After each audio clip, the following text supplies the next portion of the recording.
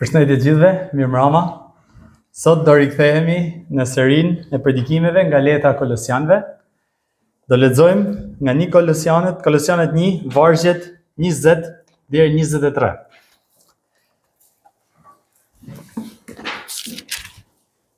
Dhe përmes tij ti pajtoi të gjitha me veten e tij, pasi bëri paqe përmes gjakut të tij në kryq. Përmes tij, si ato mbi tokë, si ato në qiej. Edhe ju, që dikur ishit të huaj dhe armiq në mendje me veprat tuaja të liga, tani ju pajtoi në trupin e mishit të tij, me anë të vdekjes që t'ju paraqes përpara vetes tij, të shenjtë, pa tmerr dhe të paqortueshëm. Në qoftë se qëndroni në besim, të themeluar dhe të patundur dhe të mos luani nga shpresa e Ungjillit, që ju keni dëgjuar dhe i është predikuar çdo krijesë në qiell, të cilit unë, Pali, ju bëra shërbenjës. Amen. Tani, siç disa për ju e dini, unë po përgatitem për dasën, për martesën. Edhe si çdo eveniment i tillë, sidomos në familjet tona, si për gëzim ashtu edhe nganjëherë dhe raste për keq, ndodh që shpërfaqen sa probleme në marrëdhëniet njerëzore, shifen në mënyrë evidente, marrëdhënie të pa jo të shëndetshme, marrëdhënie në konflikt, me zemrim të akumuluar, me probleme të ndryshme. Besoj që kjo është një realitet për gjithë ne në fakt. Por jo vetëm në rrethin e ngushtë, ndërmjet të afërmve, por sot më shumë më dukshëm se herë tjera shohim një botë të ndarë në armiqësi. Në armiqësi jo vetëm ndërmjet marrëdhënieve të ngushta, por në armiqësi ndërmjet kombeve, deri në luftra. Po Bibla, fjala e Zotit na mëson se rranja e të gjitha këtyre ndasive, të gjithë këtyre marrëdhënieve problematike, armiqësive, është marrëmësia jon me Perëndin. Ky është në fakt problemi i madh i botës sonë. Njeriu e humbi miqësinë që kishte me Krijuesin, me Perëndin, rebeloi thot fjala e Zotit dhe kështu ai u armiqësua me të. E si pasojë e rebelimit, pra e mëkatit ton, çdo marrëdhënie tjetër u shkatërrua.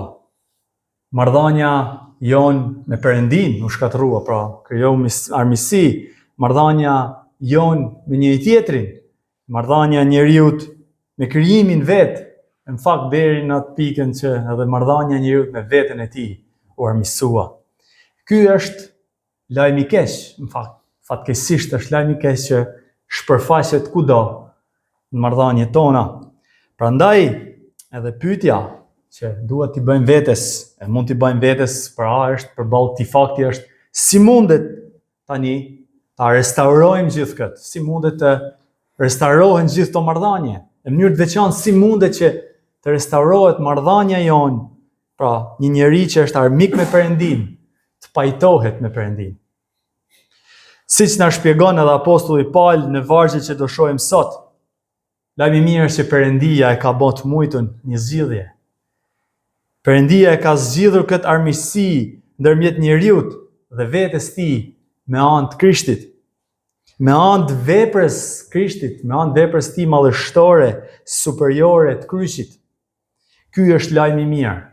Ky është Ungjilli i Jezu Krishtit. Siç e tha dhe vllai kur predikoi herën e kaluar në vargjet 15-19, apostulli Paul tani në këto vargje, pra në vargjet më parë dhe në vargjet që do lexojmë, shtjellon në thelb çështjen kryesore që ai do t'i sqarojë kolosianët, që ata të kenë një hurinë e plot të Jezu Krishtit.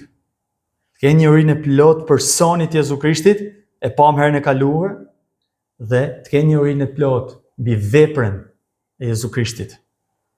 Pra pam supremacinë e personit Jezu Krishtit, se si Perëndia pra në të është krijuar çdo gjë, është krijuar gjithçka për të, ai mban çdo gjë, është mbi çdo gjë. E Pali në këto vargje sot do kujdeset që vëllezërit në Kolos të kuptojnë se Krishti mjafton, duke shpjeguar atyre që vepra e pajtimit Krishtit mjafton. duke u shpjeguar atyre se çfarë ka bën në fakt në mënyrë specifike Krishti për to, por edhe për ne. Ai e dëshmon qartë se Krishti na ka pajtuar me Perëndin. Dhe kjo vepër e tij në kryq është e mjaftueshme. E prandaj ato duhet të qëndrojnë, thot në fund vargu 23, të patundur në besimin e tyre, në shpresën e Ungjillit. Konteksti është që pra në Kolos kishte mësime të rreme dhe ai po i thot mos të infektohen nga mësimet e rreme që rrezikonin kishën në Kolos, që e përçmonin veprën shlyse të Krishtit, duke mësuar se Krishti nuk mjafton. Duhet që ata të bënin vepra, duhet të bënin rite apo duhet të bënin sakrifica, në mënyrë që ata të shtonin diçka veprës pajtuese të Krishtit në kryq, në mënyrë që ata të fitonin shpëtimin. Ky rrezik është atëherë, është edhe për ne sot. I ligu na tundon shpesh në natyrën tonë krenare, e kena të vështirë, natyra jonë krenare ka të vështirë ta dorëzoj plotësisht meritat të Krishti mbi shpëtimin tonë. E Bibla është e qartë se kjo vepër pajtimi, kjo vepër shlyse, është plotësisht e iniciuar dhe e përfunduar nga Krishti. Ajo është e plot, e ka rritur misionin, është e plot misionin e saj për të na pajtuar ne me Perëndin, e për të na nxjerrë, siç thot vargjet aty, për të na nxjerrë përpara vetes tij të shenjtë si shenjtor. Prandaj edhe tema e predikimit ton, duke lidhur edhe me temën e kaluar, pra tema është supremacia, superioriteti i veprës pajtuese të Krishtit. Vepër mjaftueshme, plot. E këtë temë, për gjatë vargjeve, do e shohim të shtjelluar përmes 4 pikave, përmes 4 pjesëve që dalin nga këto vargje. Në pjesën e parë do shohim cili është plani i pëlqyer i pajtimit, pra cili është ky plan i pajtimit. Në pjesën e dytë do shohim se si Perëndia ka bot mundur, pra cili është mjeti, cila është metoda e pajtimit. Në pjesën e tretë do shohim cili është qëllimi i kësaj vepre pajtuese të Krishtit. Në pjesën e katërt do shohim cila është shenja, pra cila është prova, si manifestohet pajtimi jon në Krishtin. Pjesën e parë do shohim planin e pëlqyer të pajtimit. Them plani i pëlqyer i pajtimit sepse kjo lidhet në fakt me vargun 19 më lart. Sepse Ati thot vargu 19, i pëlqeu që në të banoje gjithë plotësia dhe përmes tij, pra Atit i pëlqeu që përmes tij i pajtoi të gjitha me veten e tij, dhe pastaj në fund vargu thot pasi bëri paqe përmes tij, si ato mbi tokë, si ato në qiell. Ky ishte plani i pëlqyer i Atit, që përmes Krishtit ti pajtoi thot të gjitha me veten e tij. Ka përkthime të tjera në shqip që thonë që ti fitoi pas të gjitha gjërat, pra ti fitoi të gjitha gjërat. Spari duhet jemi të qartë se nevoja për pajtim, nevoja për të pajtuar me Perëndin është e njeriut, jo e Perëndis. Pasi Perëndia nuk e kishte nevojshme të pajtohej me njeriun, sepse ne dim Perëndia është vetë ekzistent. Ai nuk i bie vetë ekzistenca e tij ose karakteri i tij për faktin që nuk është i pajtuar me njeriun. Apo nuk e kishte për të ndjerë i dashur. Pra, Perëndia, kemi thënë në përjetësinë, ka qenë në marrëdhënie ndërmjet Atit, Birit, Frymës së Shenjtë, pra nuk kishte nevojë Perëndia për ne, por është njeriu ai që ka nevojë për Perëndin, është njeriu që ka nevojë për Perëndin për të ekzistuar edhe për të shpëtuar nga gjendja e tij në cilën ndodhet. Është njeriu ai që ka nevojë për të pajtuar me Perëndin.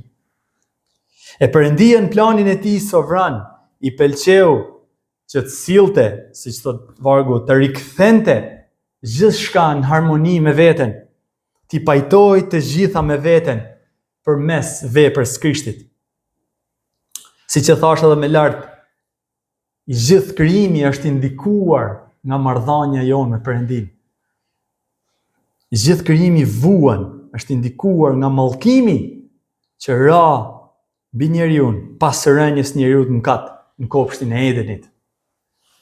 Romakët 8:22 thot, sepse e dim se deri tani mbar bota e krijuar rënkon dhe është në mundim. Mbar krijimi rënkon për shkak të mëkatit njeriut dhe mallkimit që është mbi mëkatin tonë. Por lavdi Perëndis për planin e tij të shpengimit që me anë të veprës madhështore të Krishtit tashmë i gjithë krijimi do restaurohet e do bëhet i ri. Është për shkak të Krishtit dhe është nëpërmjet Krishtit që i gjithë krijimi të kthehet te Perëndia.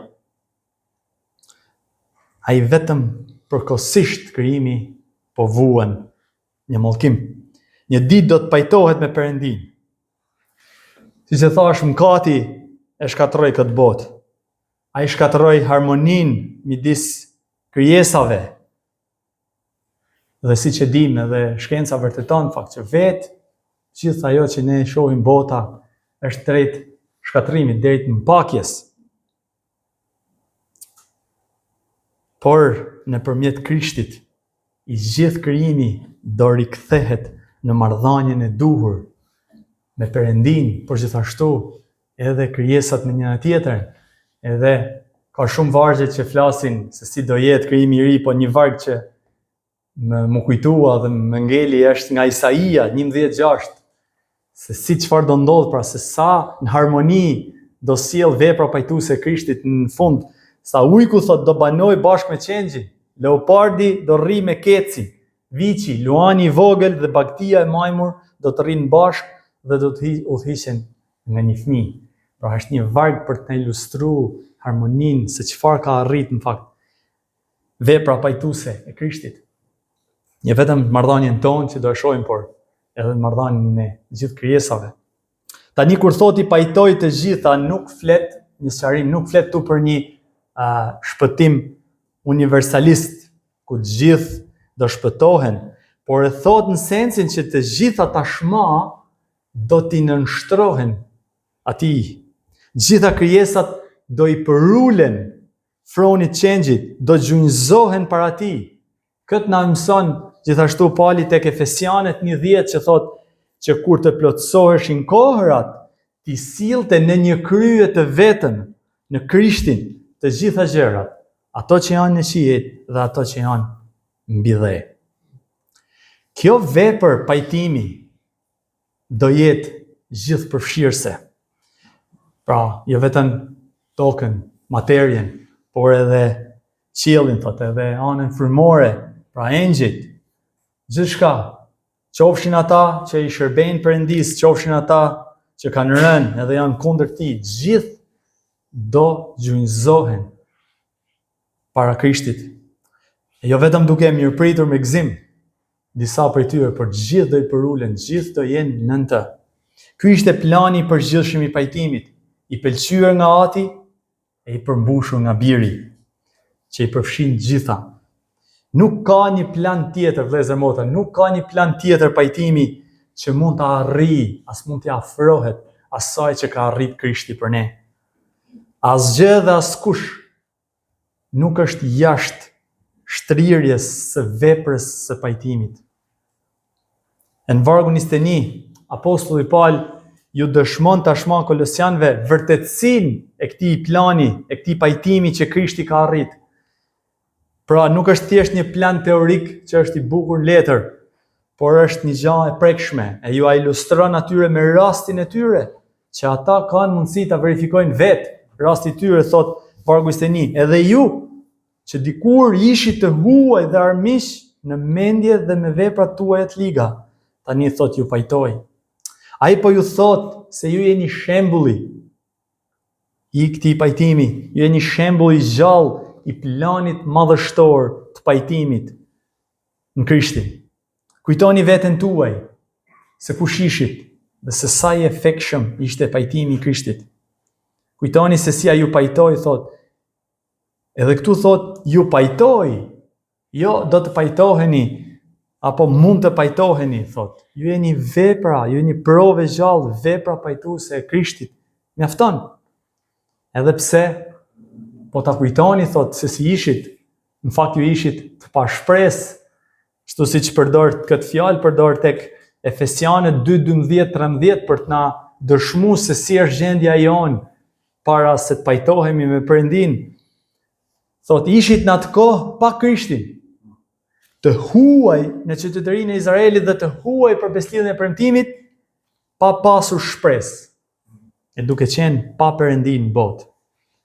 Apostulli Pale përshkruan gjendjen e tyre, në fakt edhe tonën pa Krishtin, si të huaj, jashtë bashkësisë së Perëndis. Ne ishim të tillë, të huaj. Fjala e Zotit thotë as nuk e kërkonim Perëndin. E gjitha kjo si pasojë e mëkatit tonë. Romakët 8:7 thotë, në fakt mendja e kontrolluar nga mishi është armiqësi kundër Perëndis, sepse nuk i nënshtrohet ligjit të Perëndis dhe as nuk mundet. Kjo armiqësi, shpjegon Pali në këto vargje, përfshin gjithë qenien tonë, së brendshmi dhe së jashtëmi, në mendje, thot, dhe me sjelljen tonë të keqe. Prandaj vepra pajtuese e Krishtit është kaq madhështore. Është kaq madhështore sa e te i kalon gjithë korruptimin e gjithë qenies tonë, e përmbledh, është e plot. Dhe ju, po thot Pali, jeni dëshmitar të kësaj force, të veprës pajtuese të Krishtit. Dhe nuk kishte diçka në ju, po ju thot, që ju mund bënit.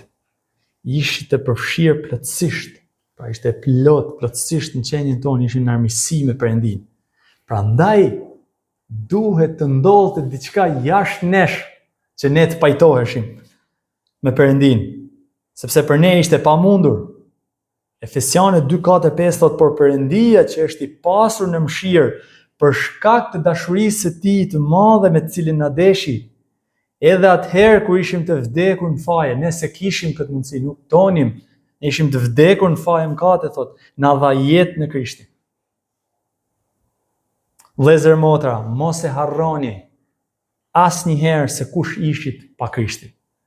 Kjo, si që ishim pa Krishtin, kush jemi në Krishtin, është në fakt një temë e vazhdueshme që Pali e përdor. Si tha dhe vllai, pra duhet t'ja kujtojmë vetes tonë, duhet ta kujtojmë her pas here, duhet meditojmë për mëshirën e madhe që Zoti ka dhënë për ne në Krishtin, për hirin e madh që Perëndia ka derdhë në ne në Krishtin, duke na pajtuar me të. Duhet ta kujtojmë se si ajo vetëm që nuk na shkatërroi për fajt mëkatit tonë, por ai duroi, thot fjala e Zotit. Dhe kur u mbush koha, thot te Galatasit 4:4-5, Perëndia dërgoi birin e tij të lindur prej gruaje, të nënshtruar ligjit, që të shpengonte ata që ishin në ligj. Sa i jashtëzakonshme kjo vepër pajtimi. Ky plan i jashtëzakonshëm, superior, nuk ka të dytë. Në pjesën e dytë do vinë tek metoda, pra mënyra, mjeti se si Perëndia na pajtoi ne. Fakt edhe kjo, në fakt është një tjetër dëshmi, vetë mjeti i pajtimit është një dëshmi e superioritetit të veprës pajtuese të Krishtit. Pra si arriti Krishti na pajtonte ne dhe të fitonte gjithë krijimin për vete, vjen pyetja. Vargu 20 thot, përmes gjakut të tij në kryq, të bashkuar me vargu 22 që thot, në trupin e mishit tij në anë të vdekjes. Apostulli Paul përdor këto dy shprehje që tregojnë se si Krishti i ka dhënë zgjidhje mëkatit që na armiqson ne me Perëndin. Spari përmes gjakut të tij në kryq, që dëshmon se ai pagoi dënimin e mëkatit që ne meritonim, që lidhet me sakrificën. Mëkati jon kërkon një sakrificë, kërkon një dënim, kërkon një shpengim. E një lidhje, në fakt, kjo e sakrificës është një lidhje drejt për drejt me sistemin e sakrificave në dhjetën e vjetër, në fakt që Zoti e kishte dhënë si një pamje, si një hije asaj që do ndodhte në Krishtin, që për të na treguar që mëkati ka pasoja. Pra, ai e përmbushi kushtin thelbësor të shpengimit ton. Krishti e përmbushi kushtin thelbësor të shpengimit ton duke u bërë sakrificë për ne. Zhaku i kryqit dëshmon flijimin, pra dëshmon që i ka dhënë jetën. Flijimin e asaj që thot fjala e Zotit, pra e qengjit të patmet. Së dyti përdor termin në trupin e mishit të tij, që tregon se vdekja e tij si njeri tashmë, vdekja e tij e mishëruar në mish njerëzor është ajo që na pajtoi ne me Perëndin. Këtë gjë na mëson Pali gjithashtu te Romakët 8 vargjet 3 dhe 4, sepse atë që ishte e pamundur për ligjin, sepse ishte pa forcë për shkak të mishit, Perëndia duke dërguar birin e vet në shëmbëllim mishi mëkatar, edhe për mëkat, e dënoi mëkatin në mish, që të përmbushet çfarë? Drejtësia e ligjit në ne, që ne nuk ecnim, që nuk ecim sipas mishit, por sipas frymës. Pra Krishti, jo vetëm si sakrificë, por ashtu si një zëvendës i përsosur në të njëjtën natyrë me ne në mish. Ai vdiq dhe u bë flija jon, thot vargu 20, që ti ishte zëvendësi jon në mish, vargu 22. Pra Krishti duke u sakrifiku si një flije plot edhe në mish, ai e përmbushi, thot fjala e Zotit, drejtësinë e Perëndisë. Ai mbori mbi vete dhe e fashiti zemrimin e drejtë të Perëndisë mbi mëkatin ton. Prandaj vepra e tij pajtuese është superiore, është e pashoq, pasi përmbush plotësisht kushtin e drejtësisë së Perëndisë. Dhe gjitha kjo ndodhi në kryq. Sa i jashtëzakonshme është kjo, vëllezër motra. Sa i jashtëzakonshme, por sa pak mirënjohës jemi ne për këtë vepër. Duke filluar nga vetja, sa rrallë ulemi e meditojmë, e gëzohemi për këtë vepër madhështore, mbi këtë fakt se si Zoti, Perëndia në Krishtin na pajtoi. Krishti e dha jetën e tij për ne në kryq.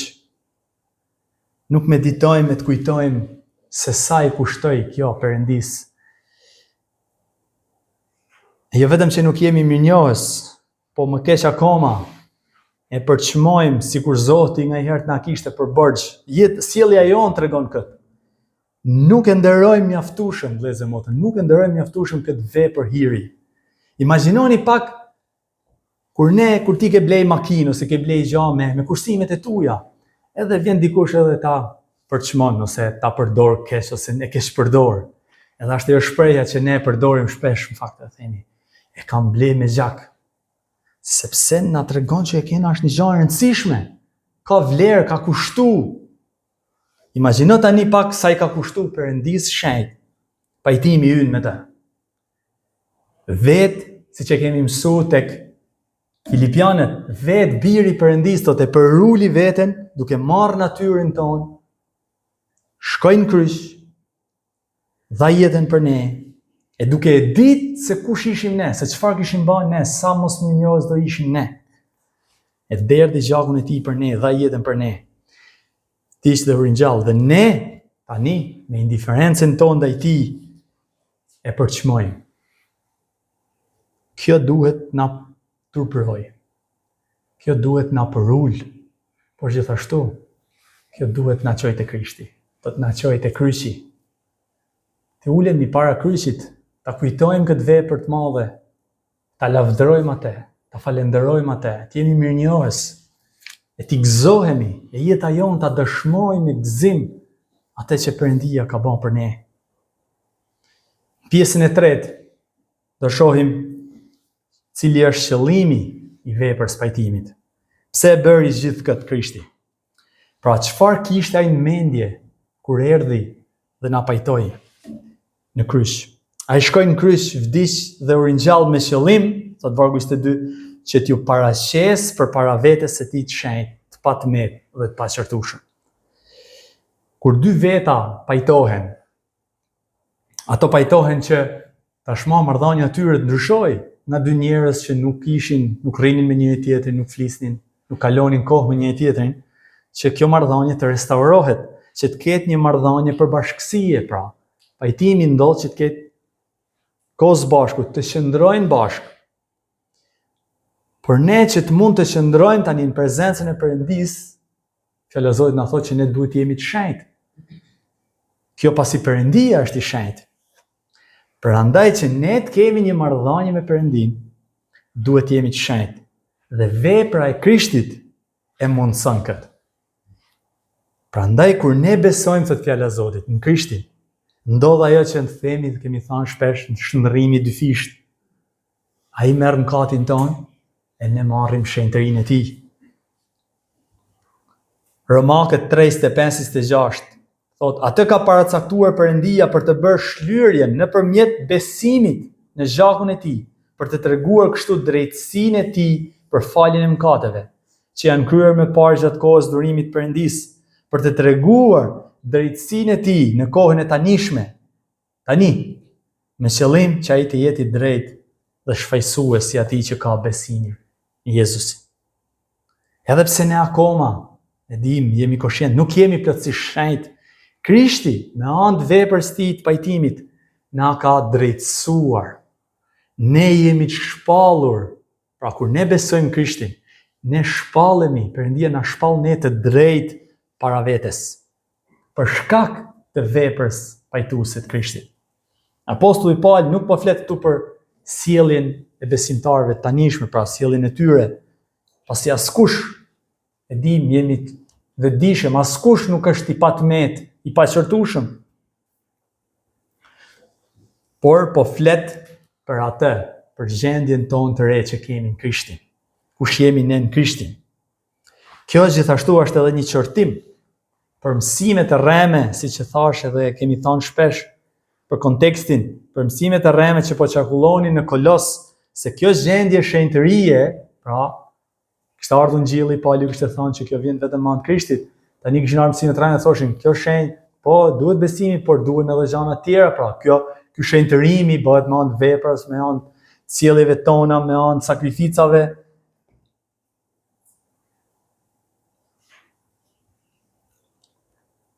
Kjo e përçmonte veprën shlyse të Krishtit, pajtuese të Krishtit.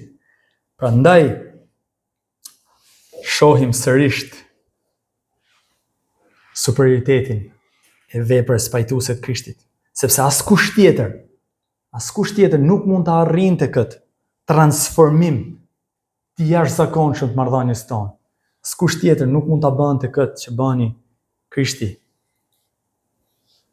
Nga të huaj në armiq me na kthen të shenjtë. E jashtëzakonshme apo jo? Me na bë të patmet, të paqërtueshëm. Imagjino me thon dikush për mu ose për ty, një ditë, ka me thonë, është i patmet, i paqërtueshëm, është i shenjtë. Këtë ka bë Krishti në kryq. Na ka shpall ne, na ka drejtësu ne para Krisht, para Perëndis. Ajo vetëm që na pajtojnë Krishtin, por ai, ne dim nga fjala e Zotit, Perëndia na ka birësuar Krishtin. Është një ndryshim i jashtëzakonshëm. Një kalim nga errësira në dritë.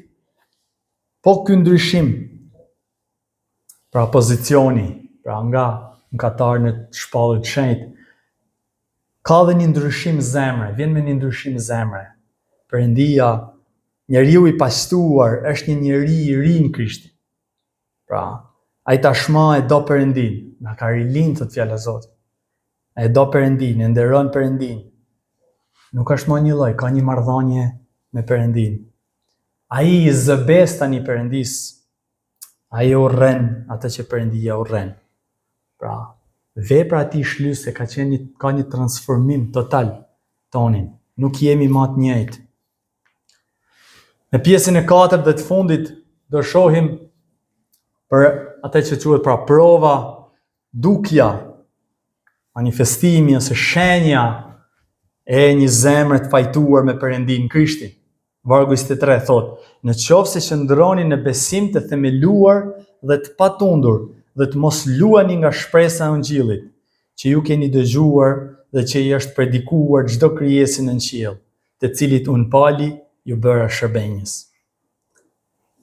Vargu 22, apostulli Paul foli për paraqitjen, pra se si jemi ne shpallur shenjt para Perëndis. Tani në vargu 23 po thot se si duket se jashtëmi pajtimi që kemi përjetuar së brendshmi. Cila është prova, se cila është shenja e një personi të pajtuar me Perëndin? Si duket kjo? Si manifestohet në jetën tonë përditshme? Një besimtar i vërtet, na thot ky varg pra, qëndron. Ai e dëshmon faljen që ka përjetu, pajtimin me Perëndin, me anë të qëndresës tij, me anë të këmbguljes tij në besim e në shpresën e Ungjillit. Ky është i njëjti mësim, fakt që vetë edhe Jezusi na tha, me dishepujt e tij, ai tha, atëherë Jezusi te Gjoni 8:31, te Jezusi u tha të judejve që besuan në të: nëse do të qëndroni në fjalën time, jeni të vërtet dishepujt e mi. Gjithashtu kemi mësuar edhe nga shëmbëltyra e farave, që vllai ka nda me ne, pra se fara e mirë, por te Luka 8:15, por pjesa që ra në tokë të mirë janë ata që pasi dëgjuan fjalën, e ruajnë në zemër të ndershme dhe të mirë dhe japin fryt me qëndrueshmëri. Apostulli nuk po mëson këtu, vëllezër mota, nuk po mëson se me anë të qëndrueshmërisë dhe këmbguljes ne e fitojmë pajtimin me Krishtin, në Krishtin me Perëndin. Nuk po thot këtë. Po e po mëson se të qëndruarit në besim, në themel thot, të themeluar, të patundur, e të mos luni nga shpresa e Ungjillit, duke qëndruar, duke mos luajtur nga shpresa e Ungjillit, tregon që është provon, pra kjo gjë provon, na tregon dhe manifeston karakterin e vërtet të besimit tonë që kemi. Pra kjo këmbgulje, kjo qëndrueshmëri, kjo qëndresë është fryt i pajtimit tonë Krishtit. Nuk është një kusht për të na pajtuar Perëndia ne me të. Pra është një fryt. Gjithashtu duhet të sqarojmë se ne nuk mund ta humbasim pajtimin ton, sepse nuk mund të humbasim, sepse është garantuar, është përmbushur nga Krishti, por ai bëhet i dukshëm përmes, pra bëhet i dukshëm, manifestohet përmes qëndrimit ton besim. Edhe ata që bien ose që largohen nga besimi, fjala e Zotit na mëson se ata asnjëherë nuk kanë qenë pajtuar me Perëndin. Te 1 Gjoni 2:19, mes nesh dolën, por nuk ishin nga tanët, sepse po të ishin nga tanët, do të kishin qëndruar me ne. Por kjo ndodhi që dalë vërteta se nuk janë gjithë nga tanët. Patjetër, vëllezër mota, jeta do na sfidoj me situata të ndryshme, me momente dobësie, por ne duhet të qëndrojmë të palëkundur në besimin tonë, duhet të qëndrojmë të palëkundur në shpresën e Ungjillit të Krishtit. Do të kujtojmë, do të qëndrojmë pa lëkundur në premtimin që ai e mundi botën, që ai e mundi çdo të keqe. Ai e mundi çdo të keqe. Kjo gjë po ndodhte në kishën Kolos. Në fakt, kjo gjë ndodhte që ata shpeshherë po përballeshin me sfida ndoshta, me momente të vështira, me mësime të rreme, e i ligu po përpiqej ta zhvlerësonte Krishtin, të fuste dyshime në zemrat e tyre, në mendjet e tyre, por Pali siguron ata që vepra e Krishtit është e mjaftueshme për shpëtimin tuaj. Po ju thot gjithashtu në fakt fund vargu i thot që Ungjilli që ata kanë marrë, siç e tha dhe në predikimin që kanë bërë përpara, Ungjilli që ata kanë marrë është i njëjti Ungjill, pra është i njëjti Ungjill që është predikuar çdo krijesën e qiellit, për me tregu që është një Ungjill i përbotshëm, është i njëjtë, universal. Në mbyllje dua t'ju bëj një thirrje gjithë atyre që akoma nuk janë pajtu me Perëndin, që janë të huaj, thot fjala e Zotit, apo armiq me të. Thirrja ime është ajo thirrja që na thot edhe fjala e Zotit, fakt që të pendoheni për mëkatet tuaja, të pendoheni për sjelljet tuaja. Janë ato mëkate që na kanë armiqsuar, fakt janë vetë ato mëkate që na kanë armiqsuar me Perëndin. E ti ke nevojë për të pajtuar me Perëndin. Jeta jote varet nga kjo marrëdhënie që ti ke me Perëndin. Përjetësia jote varet nga marrëdhënia që ke me Perëndin. E Bibla na mëson se gjithë atyre që besojnë në emrin e Krishtit, që e pranojnë atë, ai u dha pushtet të bëhen bijtë e Perëndis. Shko dorëzohu te kryqi i Krishtit. Aty është vendi i pajtimit.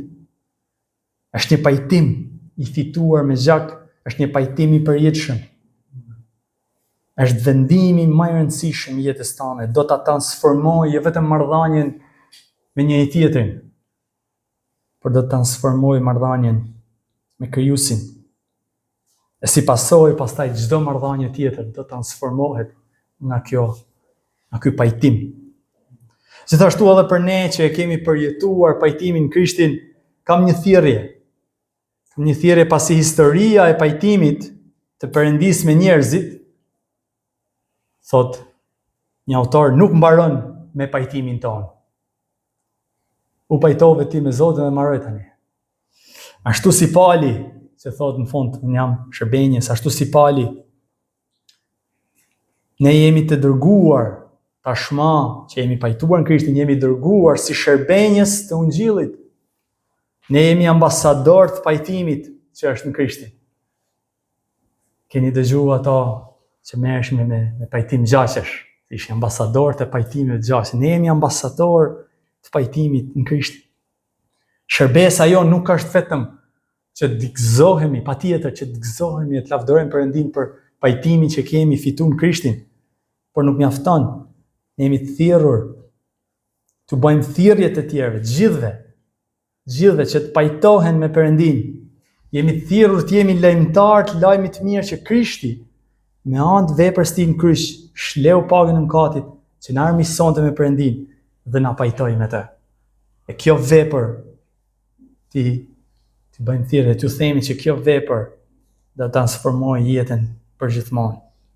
Mos harroni gjithashtu, në fund, siguria jonë nuk është e bazuar në forcën tonë, por në forcën e veprës së shpëtimtarit tonë. Prandaj qëndroni të palëkundur në besimin tuaj, në shpresën e Ungjillit. E një lutje vjen nga letra e Judës, kapitulli 1, vargjet 24-25, dhe me këtë mbyll përfundimisht. Dhe ati që mund t'ju arruj nga çdo rrëzim dhe t'ju nxjerr para lavdisë së tij të paqërtueshme dhe me gëzim të vetmit Perëndi të ditur shpëtimtarit tonë, i qoftë lavdi, madhështi, sundim dhe pushtet, tani dhe përjetër. Amen. Le të lutemi. O ati dashur, ne të jemi mirënjohës për Krishtin. Ne të jemi mirënjohës për veprën e tij të pajtimit, që e ka mundsuar për ne në kryq, duke dhënë jetën e tij për ne. E të jemi mirënjohës që nuk na le në mëkatet tona, nuk na le të huaj apo armiq, por ndërhyre në mënyrë sovrane, duke na pajtu e duke na dhënë një zemër të re, që të don ty, që qëndron në ty. Prandaj e lutja ime sot është që nëse ka dikë që po na dëgjon, e akoma nuk është pajtuar në ty, është në armiqësim ty të afrosh me anë të frymës tënde të shenjtë, ta mbulosh me dashurinë e birit tënd, ta rilindësh, ta sjellësh në pendim e në besim. E lutem edhe për ne të gjithë që jemi në Krishtin, na ndihmo të qëndrojmë të themeluar dhe të palëkundur në besim dhe në shpresën e Ungjillit Jezu Krishtit, në emër të cilit ne lutemi. Amen.